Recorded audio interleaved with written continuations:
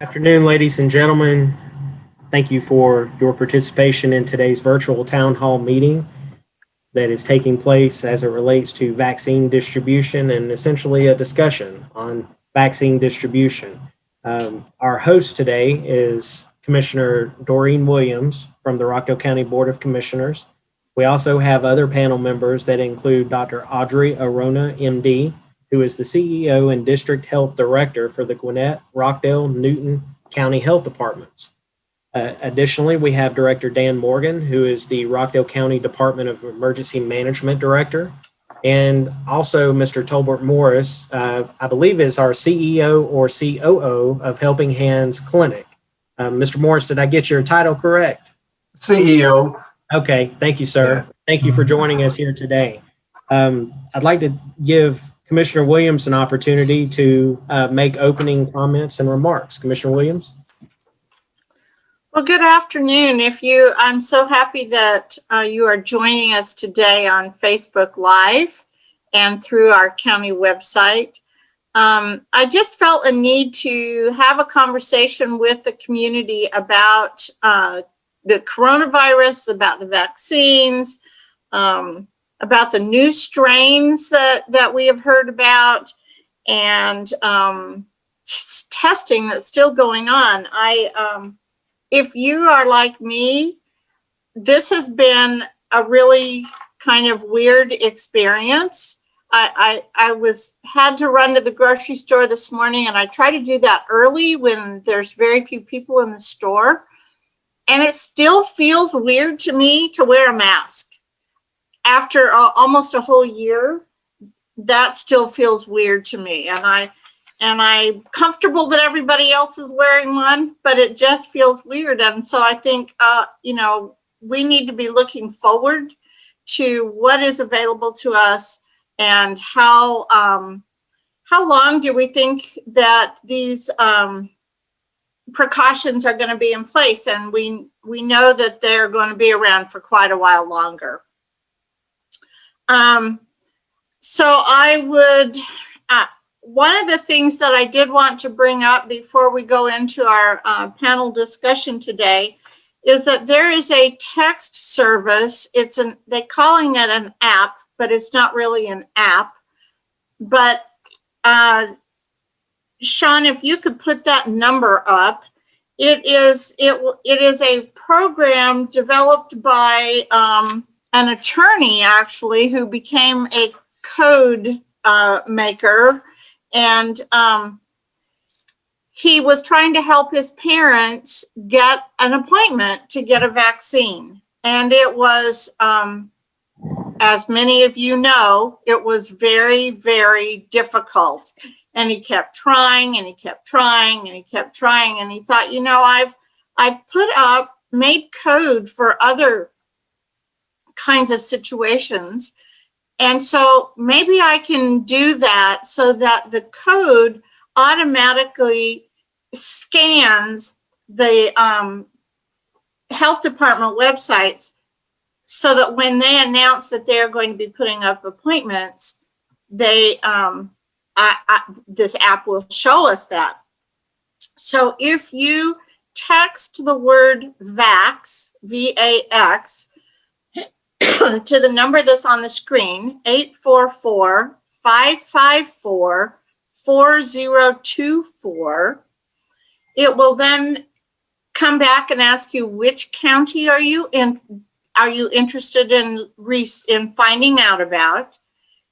You put in your county. Then it will come back and ask you which phase group you are in. 1A, of course, is 65 and older, caregivers and healthcare workers and that kind of thing. And there's an explanation of what all the different phases are and who is involved in each phase. And then you wait, and when appointments become available through the health department, it will let you know. It's only working in a few counties right now, but Rockdale, Gwinnett, and Newton are three of them that it is working in. Fulton, DeKalb, Clayton, Cobb, and Douglas are the other counties where he is scanning those websites continually so that he can push out text to people. So with that, I also wanted to announce that every Friday beginning this week, again, the county will be doing their COVID report. Initially, it was every day back in the beginnings of the pandemic. Right now, it'll be every week on Friday afternoons, and that will be hosted by Sean Kimball, and he will be gathering information with the assistance of our EMA director, Dan Morgan. So I will turn the time back over to Jamie Cabe, who didn't announce himself. He is our Chief of Staff for the Board of Commissioners.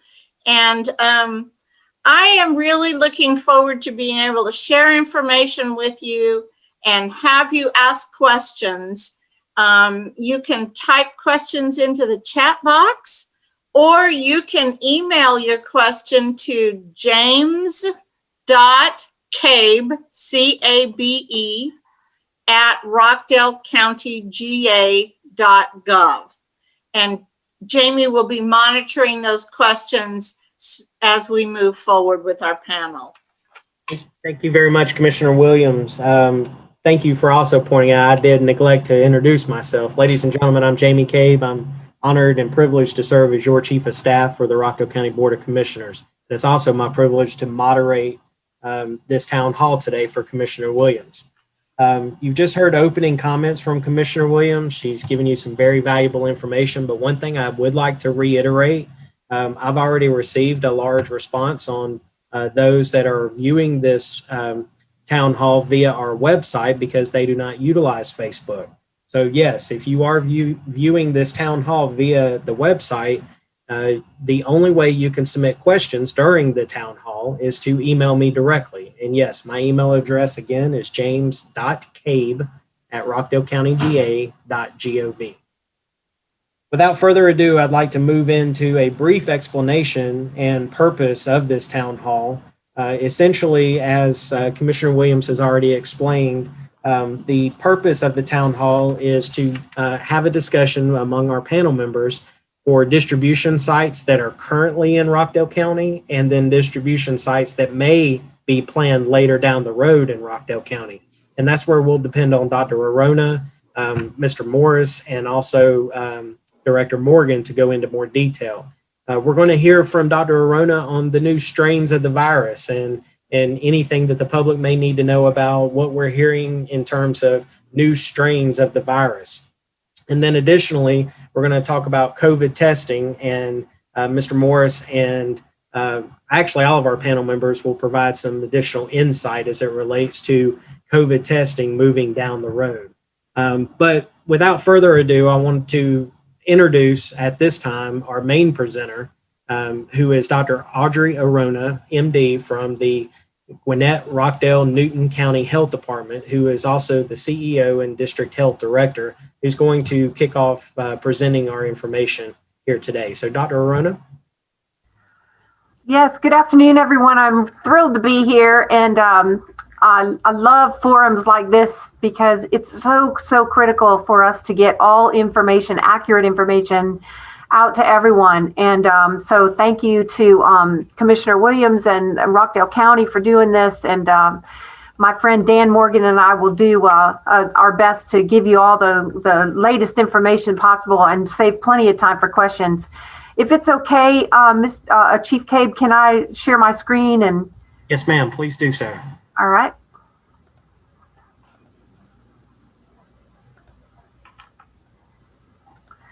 All right, so just for an awareness of where we are, and of course these numbers are different now, but in Georgia, these are confirmed and antigen positive cases. So antigen positive cases are the rapid tests that we do.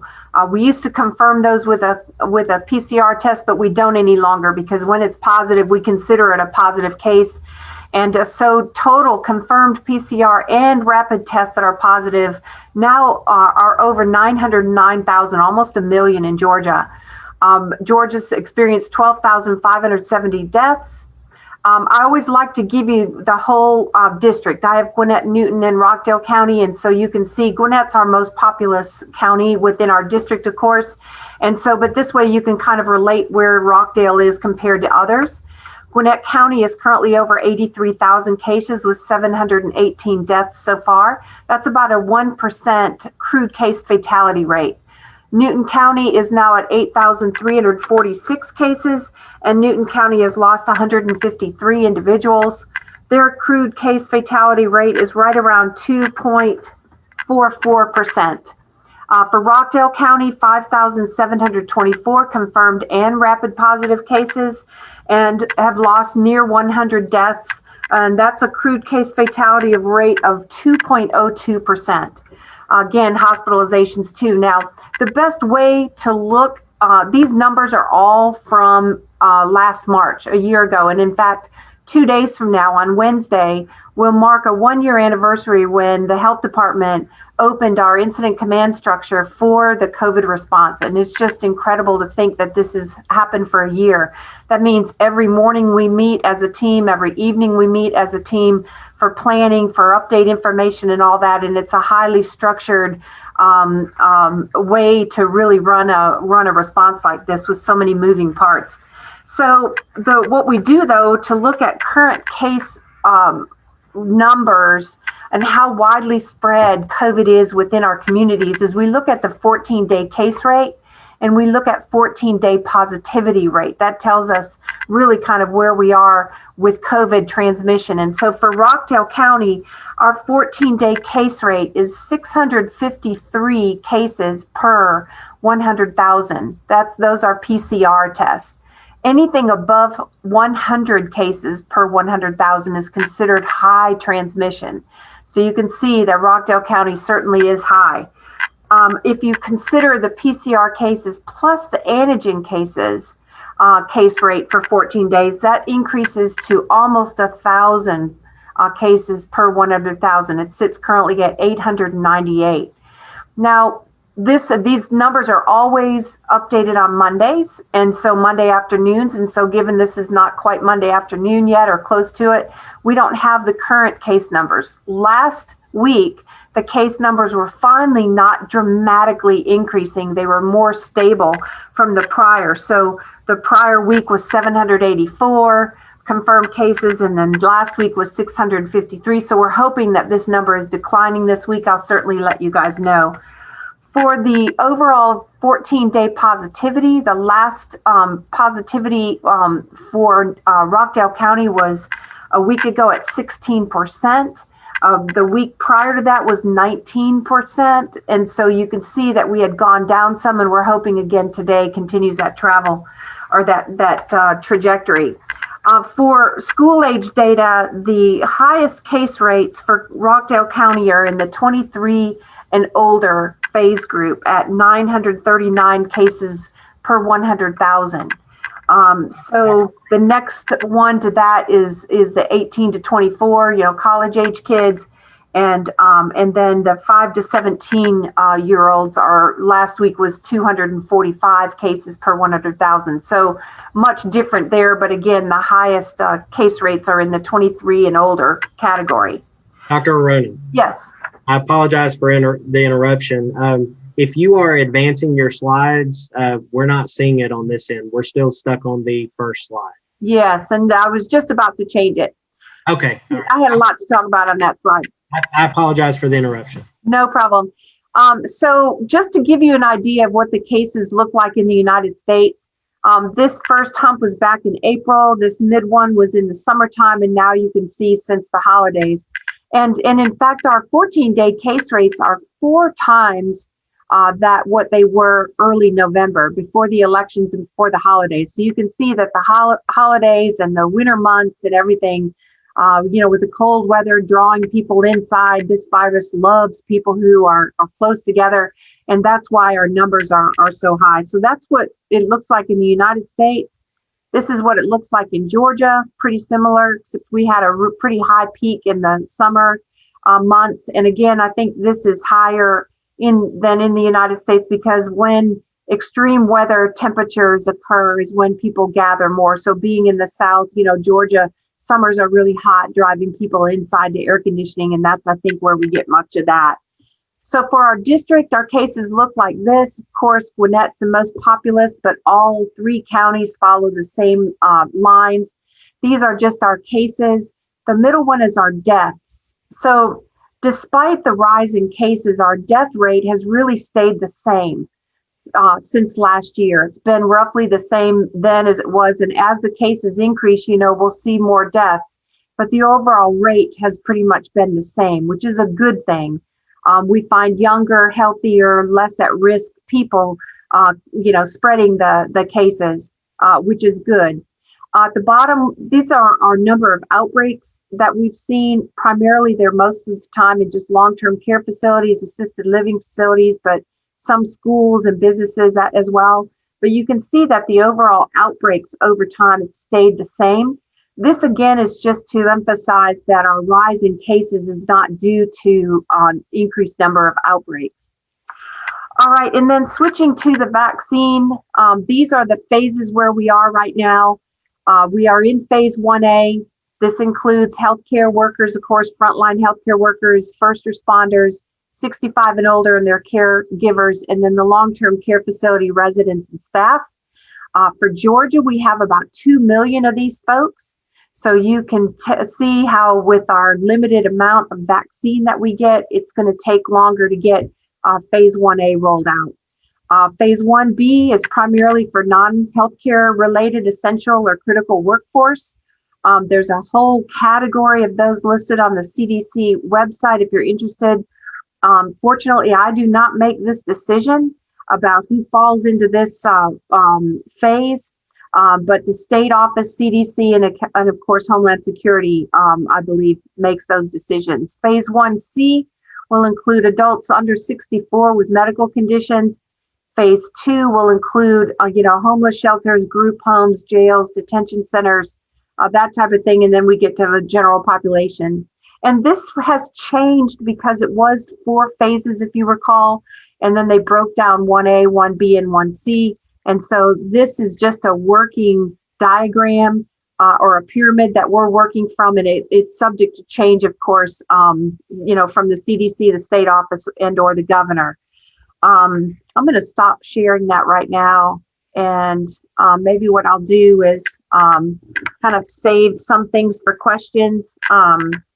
We can get into the locations of our vaccine and everything, Chief Cabe, if you want to wait on that, but or I can address it now. It's up to you.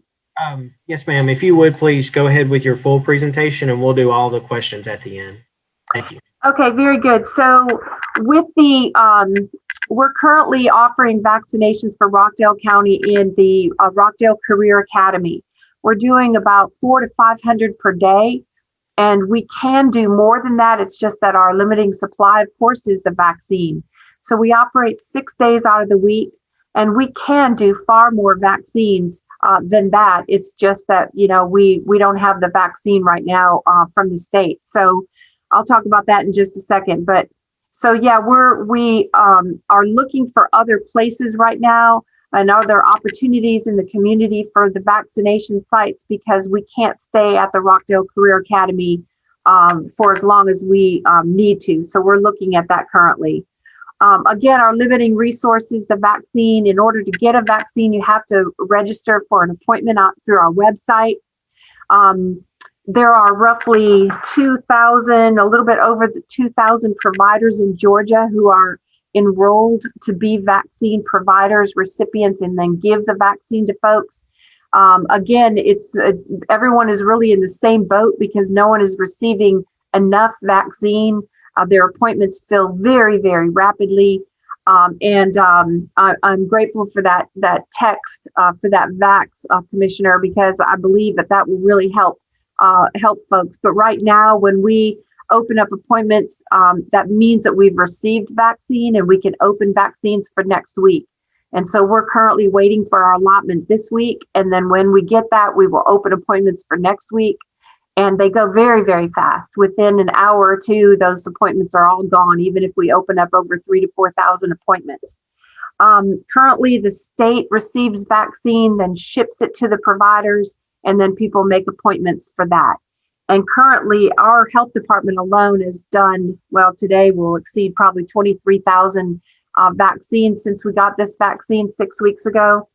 We have capabilities to do 3,000 or more a day.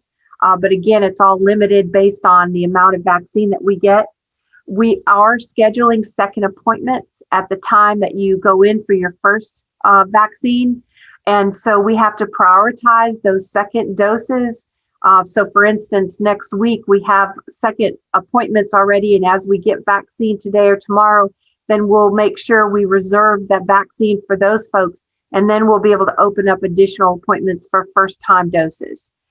Right now, we're doing of the amount of vaccine we've given already, we've given 11% of those are second doses. So we're slowly getting up to par. The vaccines distribution throughout the state, as of this morning, the state has given 923,903 vaccines, which is good. And I would point out that as slow as all this has seemed, we have given out more vaccine than we have total number of cases in our state of COVID. So that's a good way to look at it, that, and the state office is rolling that out as fast as they can, and then it gets us to us and we roll it out that much too. So there is no hoarding being done with the vaccines, and everyone has equal opportunity really right now to get on the website and get an appointment if you fall within phase 1A. Now, you don't have to be a resident of any county. Like even people live outside of Rockdale can get an appointment at Rockdale Career Academy. Likewise, all over the state, it's a state directive that anywhere in Georgia, if you can get an appointment, your appointment will be honored. And that's true for our district as well. However, we don't intentionally vaccinate people from out of state. So if you happen to have a mother or someone that's an out of state resident, but is staying with you for months, we're okay to vaccinate that person. Obviously, we want to provide it in a fair way to everyone. But again, we don't vaccinate people who travel from other states because we need to keep that within Georgia. About the variant, let me talk about the variant real quick. We do, Gwinnett County is one of the counties. You'll see a press release was sent out this morning from the State Department of Public Health. We have the B117 variant within our country and specifically within Georgia. I believe there's been 18 cases identified in Georgia already. Rockdale and Newton are not included in that yet, but I'm sure it will not be long before you'll see them in your counties as well. We are expecting more. This is a variant that came from the UK. It is more contagious than the current strains of COVID that we're seeing. The good news is it is not more deadly, and it is also doesn't carry a worse disease process. So the morbidity and mortality of this strain is not any different than regular COVID. It is just highly more contagious, which, leads to my plea to the community, and that is that, especially with variants that viruses mutate, and they mutate to try to survive. And so by this mutating and becoming more infectious, we'll have more and more cases. So it's ever more important that everyone be diligent in wearing a mask, washing your hands, staying 6 feet from others, and doing everything that we can while we're trying to roll out this vaccine before we can get enough people vaccinated to protect those that can't be vaccinated. So again, there's also no current indication that the current vaccines that we have will not handle this new variant, which is really good. There's also another variant from South Africa that's rearing its head in the United States, and the vaccine should work against that as well. However, the efficacy, how efficient the vaccine is against that variant may be different. So we're looking at those indications, but so far our vaccines are in good supply. I will say one last thing about Johnson & Johnson. They're thinking that they will be applying for emergency use authorization with the FDA either this week or next week, is what I've been told. The good news about that vaccine is, even though it doesn't appear to be as effective as the current vaccines we have now, it's a single dose. So there's not this 2-dose problem that logistically is being managed. That takes a lot with the teams right now. But and it also has a longer refrigerated shelf life, which is really good, because right now when you take Pfizer out of the freezer and into the refrigerator, you actually have 6 hours in which to use it. For Moderna, you take it out of the freezer, put it in the refrigerator, it lasts 30 days. The Johnson & Johnson, when you take it out of the freezer, it is supposed to last for 2 years in refrigeration. So that'll make it good. And again, with 1 dose, I've heard in the United States, we're expecting it to be about 72% effective, which is not like the 95% effective of the Pfizer and Moderna. But again, it's a different type of virus. It's not an mRNA, it's an adenovirus vector, which is, different, but still applies a lot of current technology. I think I'll stop there, Chief, and see if, give Dan Morgan a chance to talk to. Yes, ma'am. I'd at this point like to remind everyone that we're going to address all questions that have been submitted, which we've already had about half a dozen. So we'll address those towards the end of our town hall. But I'd like to go to Director Dan Morgan, who is the director of our Emergency Management Agency for Rockdale County, and give him an opportunity to briefly present some information. Director Morgan? Yes, thank you. And Dr. Arona hit a lot of the high points. I want to reiterate that currently we are at RCA for all Rockdale and Newton and Gwinnett County residents. With schools reopening, we will lose that facility. We have already started the process, and we will have an alternative location for these large vaccination sites within the next 2 weeks. So the way the plan is now, we should not have any downtime or lag time to move to a new location. Just be prepared for that new location and where to go to when you start making appointments about 2 weeks from now. The second thing I have, other than what Dr. Arona has talked about, I'd like for the doctor to also address 2 things that I have come up with that I get questions on. And one, I want her to confirm, just so everybody's on the same page, that it is the State Department of Health and the governor who decides which phase we are in and when we move. And second, I've had numerous questions about vaccines after I have had COVID. Originally, it was 90 days or longer, and now I think that recommendation is as soon as you are not sick, asymptomatic, that they're still, if you're eligible for it, they're wanting you to get it. Can she comment on those? Thank you. Would you like me to do that right now? I surely can. Yes. So if you are positive for COVID and you're ill, we do not vaccinate anyone who is ill. And so anyone who is ill from COVID or has been recently, we always defer vaccinations at that time. It is not contraindicated if you've been COVID positive recently to get the vaccine. Okay, so, but you certainly shouldn't be prioritized because, the CDC tells us that we have a 90-day immunity once you've been positive for COVID, and there have been no, other than anecdotal reports, there have been no confirmed cases of reinfection within 90 days. And so because of that, give your dose that you could sign up for to someone else who's waiting right now is what our ask is. Now, if you were positive for COVID and you were in the hospital or not in the hospital but close and received the monoclonal antibody called bamlanivimab, or you've received convalescent plasma, that's contraindicated for you to get the COVID vaccine for 90 days after you received either one of those things. So again, it's either the monoclonal antibody treatment that's being given to people outpatient to avoid hospitalization, or even if you're hospitalized or otherwise and you receive convalescent plasma from COVID patients. Both of those are contraindicated. You don't receive the vaccine for 90 days after that. But again, if you're recently positive defer your vaccine until 90 days and then sign up for it and give your dose that you would be able to get to someone that's more needed right now is what we're asking. And does that address your questions there, Dan? Yes, thank you. I think that sets it. I think that sets it very clear. Thank you. Director Morgan, do you have anything else that you would like to address before we move on to the next panel member? No, unless something comes up in it, I have nothing to add other than what Dr. Rona talked about the vaccines here in Rockdale. Thank you, Director Morgan. I'd like to go next to our next panel member, who is Mr. Tolbert Morris, who is the CEO of Helping Hands Clinic. Mr. Morris, at this point, do you have anything to add based on where Dr. Arona has fallen in her presentation, or would you prefer to defer to the end?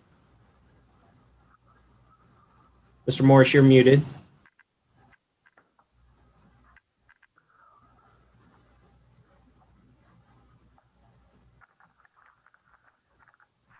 Okay.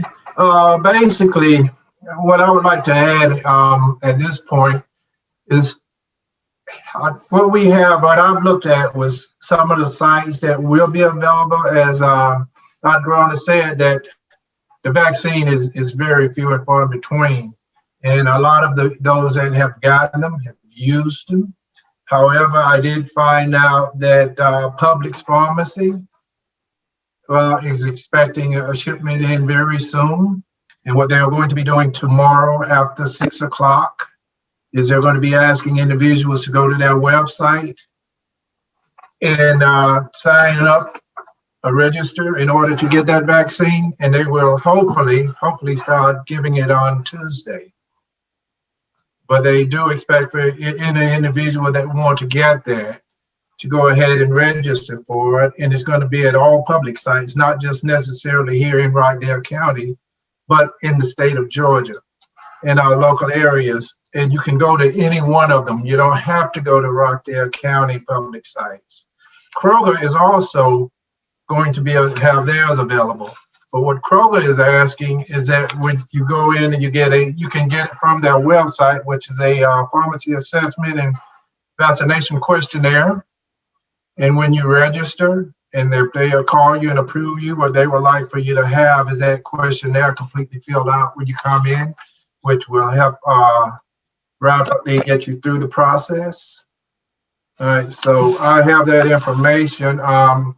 If I can share this properly, I'll put it down and you'll have the website and everything you would need to know in order to do so. And then I'll just prepare everything else for afterwards. But let me see if I can share this screen also. Are you guys seeing that? The Georgia COVID-19 vaccine? No, sir. Can you see it? No, sir, we cannot. You cannot? Okay, let me see. What do I do to, let me see if I can hit share again. Share screen.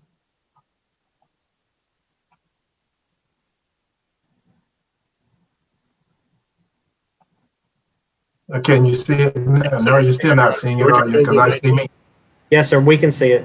You can see it? Yes. Okay, yeah, if you just follow that information there, it gives all the eligibility here. All the counties where you see where it's coming soon. That's in all the locations in the area. You know, you have Muskogee, Tifton, Richmond. So it's all over the state of Georgia. And what they're saying here, if you'll read at the top, starting Tuesday, February the 2nd, after 6 o'clock, where that says a.m. Eastern Standard Time, eligible customers can address COVID-19 vaccine appointments available beginning Tuesday, February the 4th. Vaccination appointments are scheduled online only. Appointments cannot be made by calling Publix in the Publix pharmacy. Now, what I also have, you can also go to an address for just put COVID-19 vaccine, Publix. And if you go to that website, you can start registering there. Now, a lot of people, we understand, are not tech savvy. A lot of people are not going to have computers. So what Helping Hand is offering is that I believe on the 13th, after we've actually gotten some people trained, if individuals wanted to come to the Helping Hand site that were not able to go on the computer or not savvy themselves, we would be willing to help them register, to go online and register. They're able to get this vaccine, or at least get themselves scheduled to get it anyway. And I'll later on give you our email address and telephone number. Okay. Thank you very much, Mr. Morris. All right. If you could unshare so that Dr. Arona could take control. Dr. Arona, we'll turn it back over to you. Great, and thank you, Mr. Morris, for that. We have been, we've received so much frustration from our community over not being able to schedule vaccines. And, we open up the appointments and they're gone within such a period of time. And so what we've done initially to try to help some of our seniors who are not tech savvy and people that have a harder time with scheduling on the computer is to ask their family and friends and kids and caretakers and neighbors. And we're trying to start this campaign in our district where, help your neighbor. If you know your neighbor is elderly, and just ask the question, have you gotten a vaccine? And if you haven't, can I help you do so? And all that while we navigate the tight resource of the vaccine currently. So I'm thrilled that your organization, Mr. Morris, is willing to help us with this. And some of the districts across Georgia are actually blocking a certain number of appointments for the elderly, and the senior centers reaching out, or senior centers, picking up the seniors and bringing them to the vaccination area that way. I mean, we haven't done that in this district just because as soon as we get vaccine, and, it's just, we've had a hard time getting even our first responders, fire chief and EMS and police and, our frontline healthcare workers, ICU doctors and nurses, getting those in appointments. And so, it's kind of hard to block them for anybody. But I'm grateful to see your organization to help us with this. And, I appreciate what you're saying because, grocery chain pharmacies, like you mentioned, even Walmart is coming out, with their own plan. Ingalls is doing this. Kroger is as well. And, several urgent cares, doctors' offices, hospitals, of course, and the health department, of course, we're all just really tight on vaccine supply. And once the vaccine really starts flowing into our state, it's not going to be difficult for people to get an appointment. So I really want people to just kind of be careful, number one, in the meantime, because we've got these added variants and we've really got to stop these cases from soaring where they are right now. And secondly, just be patient if you can. I promise you the vaccine is on its way. And as soon as we get it, we'll have plenty. There's, like I said, over 2,000 people in Georgia, or providers in Georgia already. I did want to mention a couple of other places in Rockdale that I know have the vaccine right now, or that at least was on the website last week. And by the way, I put my contact information in the chat box, but there's a link to our website, and there is a link to the vaccine finder that's listed for the state office. And so all you have to do is click on that, search by the county that you want, and then these places will all show up. It doesn't tell you if they have vaccine currently, but they're enrolled providers and should be getting the vaccine or replenishing their supply soon. But Eagles Landing Family Practice has it in Rockdale. Piedmont, of course, Rockdale does. Reagan's Pharmacy, of course, the health department and the women's center there, in addition to the ones that Mr. Morris mentioned. And I'm sure that there'll be more added as it goes. Excuse me, Dr. Rona, sorry for the interruption. Can I share that information, the phone number and everything out on Facebook? Yes, my information, everyone in my district has my cell phone number. And that's just the kind of doctor I am. I was always like that. I was always like that in my private practice as well. But if you text me, you'll get me quicker. If you have questions, you're not sure what to do, I will answer you. And that's my email address also. But if it's more of an urgent nature, text me because I'm glued to my phone, not my email. I'd like to jump in on this as well. There are several other, I guess, aids that you people can go to. And especially for those people that are not tech savvy, you can actually dial 211 and then you will be answered by an individual once you dial 211, and they can walk, if you have a computer, they can walk you through how to register. I believe that's with United Way, if I'm not mistaken. And then there's also, you can actually text GA COVID-19. That's GA COVID-19 and text 898211. And without having a computer, you can actually do that on your phone and register also. Thank you very much, Mr. Morris. We appreciate that. Dr. Arona, did you have any additional information you wanted to pass before we move into allowing Mr. Morris to finish his presentation? I think that's good for now. I'll wait for your questions.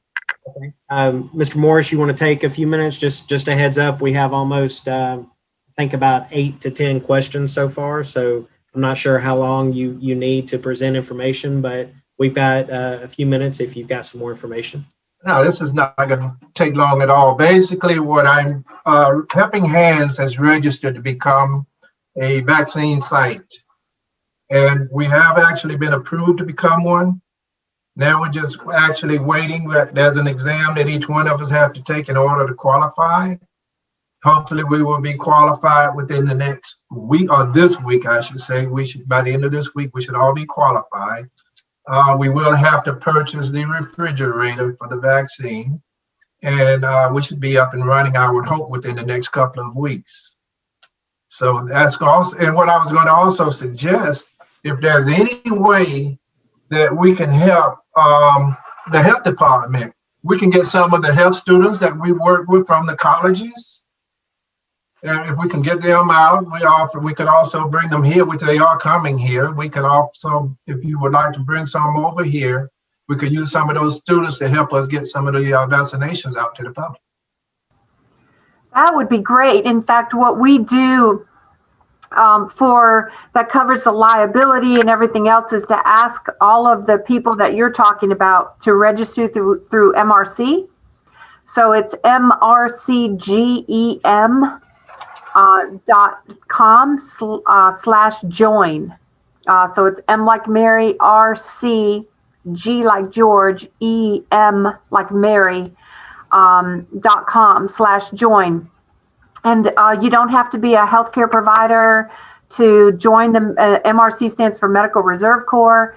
It's just a really nice way that organizes everything. They do background checks on everybody. They do all the necessary stuff to help for volunteers. And then what happens is they send a mass email out to their volunteers saying, hey, we need this number of people to do this particular job on this particular day, and then they sign up through that type of thing. So it's a really great way to organize our volunteers. And so if you have people, students, this is a wonderful thing to have on your resume, to be a member of the MRC.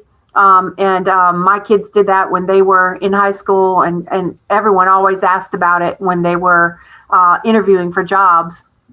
And it's a really great way to help out, and not just for COVID response, but when we have a hurricane, when we have tornado issues, when we have other stuff and we need people to mobilize for volunteers, we always go through MRC. So it's a wonderful way to do that. Thank you. Very much, Dr. Arona. Pleasure. Looking forward to it. We're going to go ahead and get into our question and answer session. Like I said, I believe right now we're up to about 8 to 10 questions. So some of those have been emailed to me, and I'll just go through some of these. The first question, I guess this would be for Dr. Arona. Is the Johnson & Johnson vaccine safe for those 65 and older? Yes, as far as I'm aware, the process for vaccines is, they complete their phase 3 clinical trials and then they submit all their data to the FDA in conjunction with an application for emergency use authorization. So once that information is reviewed and then the FDA approves it, it goes to the advisory committee for immunization practices at the CDC level. And that's when all those details get worked out about how old you have to be, what it's effective, here's the effective rate for all that. So until we really see a lot of that, I can't answer your question specifically. I've been told that it's safe for all ages. Like for instance, our Pfizer is approved for 16 and older, but the Moderna vaccine is only for 18 and older. So remains to be seen what the Johnson & Johnson comes out with age restrictions. But I've heard that they've tested even children in their vaccine trials. So again, we'll wait for further details on that. Thank you very much. The next question basically says that the person has tuned in late and they wanted to know who was eligible for the vaccine. I think that the best way to address this, Dr. Arona, do you have any issues with sending me your PowerPoint slides so that I can give it to our PR staff and post it on our website? Is that okay? Absolutely. I've already given it to someone there at Rockdale County. So absolutely. And again, if people have specific questions, they can email me or text me. Fantastic. Next question that we have, it says, if you were to take the first vaccine shot out of this area, like if you were in South Georgia and you got your first shot in South Georgia, would they be able to get their second shot in this health district? Yes, great question. So initially, the second doses were being held at the CDC level, which meant that, if you do 100 vaccines today at the health department, then CDC is going to send me 100 doses in 6 weeks, or not 6 weeks, but 21 days or 28 days later. But they stopped doing that and released all of the vaccine. So technically, you don't have to. It's better if you do, primarily because I don't know, unless you make an appointment with me for your second dose, I don't know that you're out there for your second dose, right? So logistically, it's a challenge because everyone we vaccinate this week which is going to be around 3,000 or 4,000 people. We have appointments scheduled for them down the road. So if everyone came to us for their second doses, we wouldn't have any vaccine for even our second doses. So, I would encourage you just to get a vaccine where you can and try to get a second appointment at the time.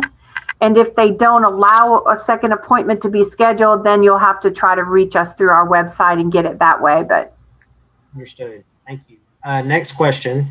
In regards to those who have special needs, where do they fall in the hierarchy or the category of when they qualify for a vaccine?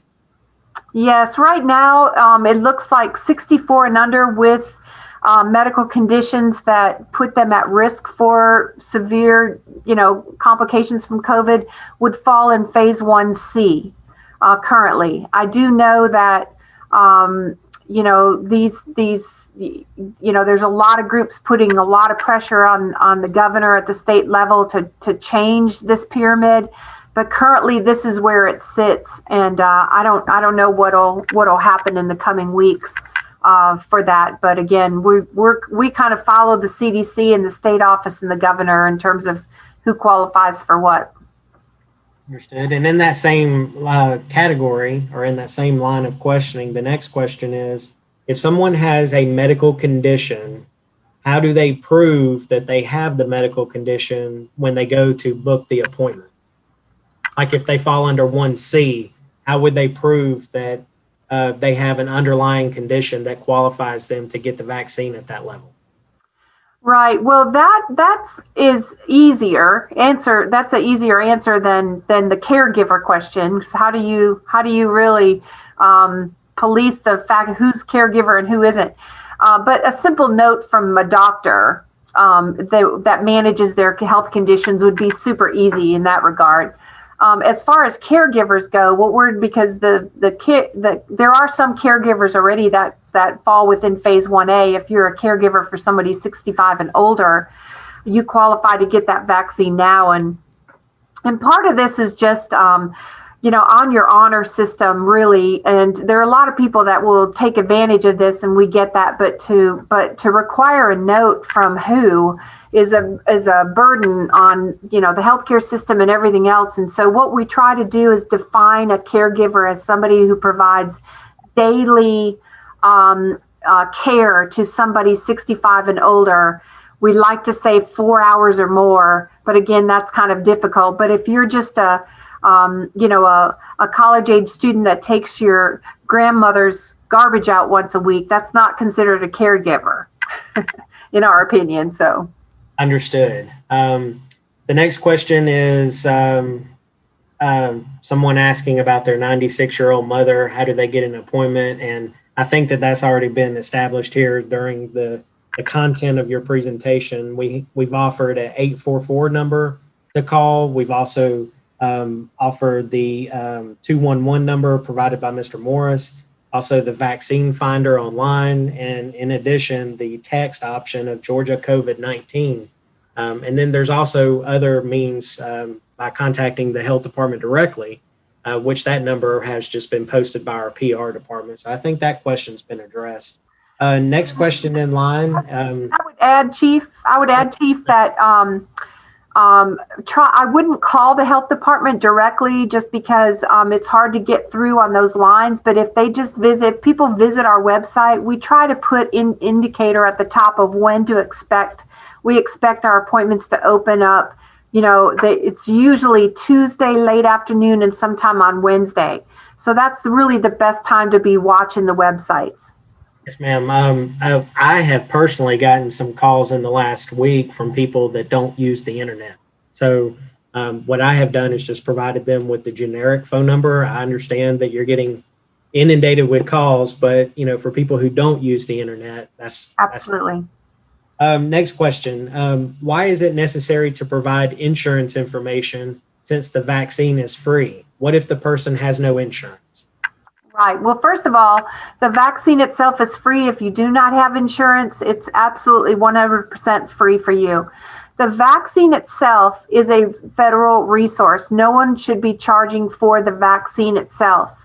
What the insurance information request is for is to help us at the health department with some of our administrative costs, that it costs money in order to provide the vaccine to folks. Insurance companies cover this. There is no copay. There's not an applicable to your deductible. And so if you have insurance, this can help the health department. I know some of the other places will charge an admin fee as well. But again, if you don't have insurance or you're underinsured, there is absolutely no cost to you to get this vaccine at any time. Okay, next question. And they're continuing to pour in, so we'll keep going. And this person may have logged on late, but the question states, what about someone who is not a senior but is at high risk on disability? Could you just briefly address that? Right. Well, even if you're 65 and you don't have any of those things, you still qualify right now, 65 and older, to get the vaccine. Those people under the age of 65, even who have disabling conditions or other medical conditions, cannot get the vaccine right now until phase 1C. Gotcha. Okay, a couple more questions. Let's see. And I'm reading these live, so pardon me. How to make for second dose in Rockdale. Okay, I already addressed that. Are you given anything to say? This question is, are you provided with anything at your first dose appointment that states that you have received your first dose? Yes, absolutely. So the CDC initially started with these small little cards for COVID vaccination, and that's changed now to a PDF form of it. We do give you a slip of paper that tells you exactly the lot number and when you got it, when your second dose is due, when your next appointment is, that type of thing. I always suggest that you take a picture of that with your phone, front and back, so that you don't lose it. If you lose it, then it wouldn't matter. But even if you lose that piece of paper, we have that dose given to you registered in our GRIT system, which is our reporting system for immunizations within the state of Georgia. And even if you bring that back to us for your second appointment, we're still going to check our GRIT system to make sure it's accurate. So not to worry if you misplace that. Okay. Chief Go ahead. Cabe, I have a couple questions that I'd like, since we're down to only 5 or 6 minutes left. How long, Dr. Arona, after you get the first vaccine, does it become effective, and how much effectiveness? And then again, after the second vaccine, how is that effectiveness measured? Or Great question, Commissioner. So first of all, we believe that you'll receive the maximum effectiveness from the vaccine within 2 weeks from your second dose, whenever that's given. Okay. For Pfizer, the doses are given 21 days apart. For Moderna, it's 28 days apart. And we think that about 2 weeks after your first dose, or maybe 2 to 3 weeks, you'll reach about 85% effectiveness for that particular. So the second dose is the same dose. It's not a different dose. It's the same dose given, but that then brings your immunity up to the effectiveness of but you get a lot of effectiveness from the first dose. Okay, so again, Johnson & Johnson, I'm not sure of the timetable with all that, but that's for the mRNA vaccine. The important thing to note is that it's very difficult to get your second dose exactly when it's due. So if you're scheduled an appointment and it's after that due date, don't worry. The CDC says that you can get it, or you should get it, within 6 weeks of your first dose. If you don't, for some reason, and it's later, it's not a problem. You don't have to restart the doses over and do 2 doses again. But it is best, and that's why we're trying to maximize and prioritize those second shots to make sure we can get them as close to that due date as we can. And one more question. What do you tell people who have hesitations about taking the vaccine? And I'm so glad you brought that up, because this is our main problem with the vaccine. There are certain minority groups, like African American population, who is really hesitant about the vaccine for lots of reasons, and a lot of good reasons. And, I think it's really important that we listen to our community in terms of what are they afraid of? What do they fear? What are they thinking, so that we can appropriately provide education, so that they're not making a decision based on some myth that really isn't accurate, right? A good example of that is, I know there's hesitancy because they think the vaccine was actually developed way too fast, right? It's way too fast. Well, in reality, if you look at how this vaccine was developed, way back in the Ebola days, the mRNA vaccine technology was already being developed. And there was a vaccine for Ebola that was mRNA technology based.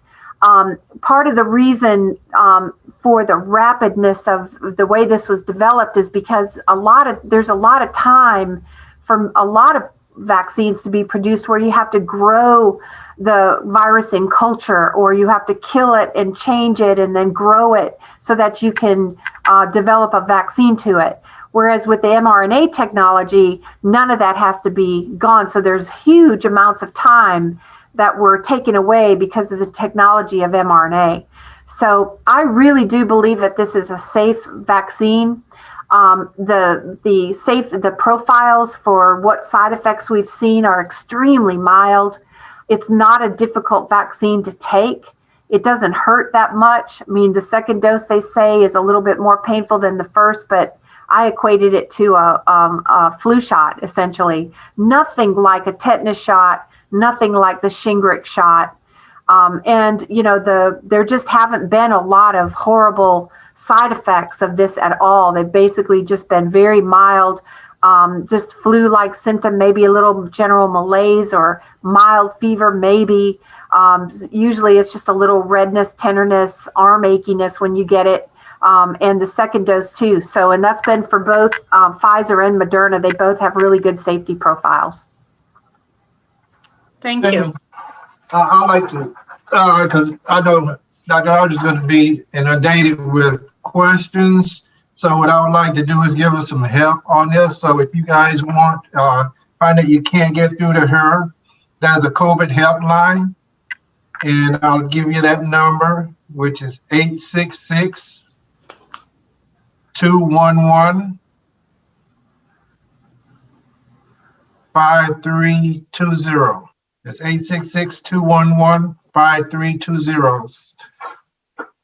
That could also answer some of the questions that you would have. Thank you so much. Thank you, Mr. Morris. I really appreciate that.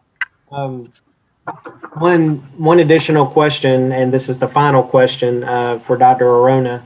A citizen would like to know which vaccine is being supplied to Rockdale County. Is there a certain vaccine that everybody's getting right now, or is it just all mixed up? Yes, great question. We have both Pfizer and Moderna right now, and it depends on how much we have. Like, for instance, we got very little Moderna vaccine last week, and we got more Pfizer. So I think this week we're giving out a lot more Pfizer. So there's very, very similar rather. And so I would suggest that you get the vaccine that's available and not try to pick which one. I just, they're so very similar. I don't think it really matters. And but yes, so it just varies based on our supply. Perfect. So Chief, I'd just like to close out and thank so much the panelists that were here. Dr. Arona, your information has been really valuable. Chief Morgan, we look forward to hearing more from you about the locations and other information about the vaccine. Mr. Morris, we truly appreciate what you are doing in the community. And I see Dr. Arona clapping for you. And we look forward to hearing more from you also. A couple of things I just wanted to go over briefly. We're out of time, but there were several numbers given out. We will make sure that those are put up on the county website so that you can get the information that you need. We're encourage everyone to get their vaccine. I had my first one 2 weeks ago, and it was relatively easy. I had a little bit of a headache later that night, a little bit of fatigue the next day, but nothing that stopped me from my regular activities. So I encourage you to keep trying to make an appointment. Sign up to get a phone call or a text when appointments become available. We heard that Dr. Arona said that usually Tuesdays, late afternoon, or Wednesday, early morning, they open up appointments again. So keep trying. Thank you so much for attending today. And thank you so much to our panelists. Thank you very much, ladies and gentlemen.